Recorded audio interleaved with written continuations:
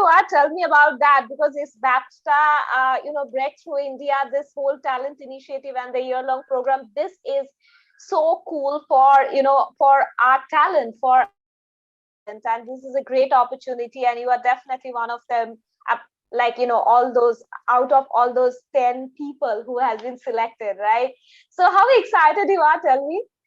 No, I think it's a great honor to be kind of selected as a recipient for this initiative. And to be honest, it still hasn't sunk in me. Yesterday also, when I was meeting the other fellow members of this initiative, and that's what I was telling them. It's very hard to believe. Though I'm very, very excited. I think this is a massive opportunity, for me as an artist, as a person. And also, it's a great initiative for India. I believe BAFTA getting this initiative to India, I think is a great move, because we are a big country with lots and lots of talent, and this stage would be massive for Indian talent to showcase their work, and not only be restricted to be able to showcase your work either regionally or within the nation. So I'm really excited and really honored and to be a part of this initiative, and I'm really looking forward to this coming year with BAFTA Breakthrough. Right. This is very interesting for me to know, to get a little more insight about it, because you know what, you are one of the cinematographer who also has got a chance to explore and work in a film like Gully Boy. To be honest, Gully Boy has been a breakthrough project in my life.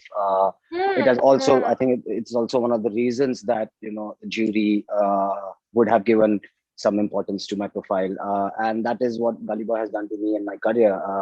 That film is very special. All the credit goes to Zoya as a director. She's a fantastic captain of the ship, and she gets the whole team together. And that's what happens when every person in a crew knows what they're doing and is doing their job right. Then you get a film like Gully Boy.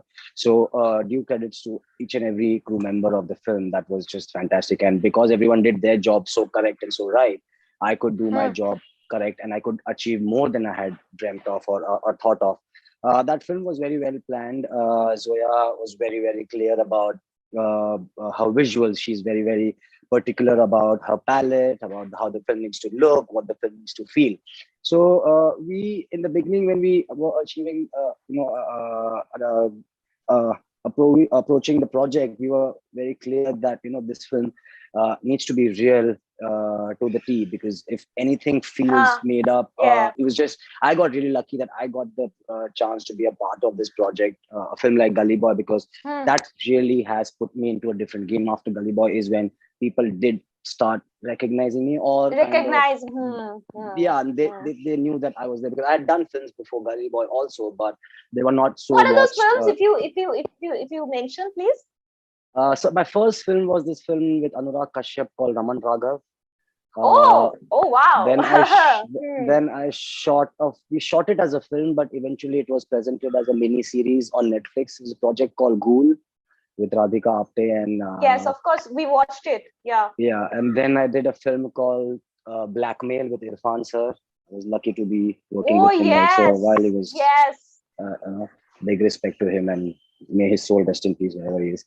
And post that, I did Made in Heaven. That's where I kind of interacted with Zoya, and I met Zoya for the first time. And it was in that duration while we were shooting Made in Heaven, when Zoya was looking for a DOP for her film, and she was in touch with a couple of DOPs. And generally, Carlos used to shoot all Zoya's films, but he was busy on a different project. So, in fact, I was helping Zoya scout a DP, and we were going through showreels of other DPs, and I was helping her. And I was like, don't worry, you'll get it. You'll find your DP. Because in my head, I was not pitching for Gully Boy, because I had said yes to Made in Heaven, and I had agreed to do the entire project. And for me, I like to finish the project that I've started, because I don't like to hop on different projects and do little bits and pieces, because then it's not really your work, and you don't have a part of you in it. So I was not pitching for Gully Boy. I was on Made in Heaven, and until one fine day I was on a set, I remember, and the previous night, one of the DPs that she had agreed to, and who also had agreed to work on, kind of called and said he would not be able to make it to India, because some big project in Spain was greenlit and they had to go on floor soon. And next morning, I remember I was lighting up a set, and Zoya walked up to me, and she's like, the DP called, and I'm like, yes, he also called, because I was the one who had got Zoya in touch with Gorkha, a Spanish DP that I had met, who was also nominated for Asian Pacific Screen Awards while I was nominated. So I had put them in touch, and they both kind of gelled and were ready to work together. But this date thing happened, and next fine day, Zoya came and said, he's called and he's not able to do it. And I'm like, yeah, he spoke to me also.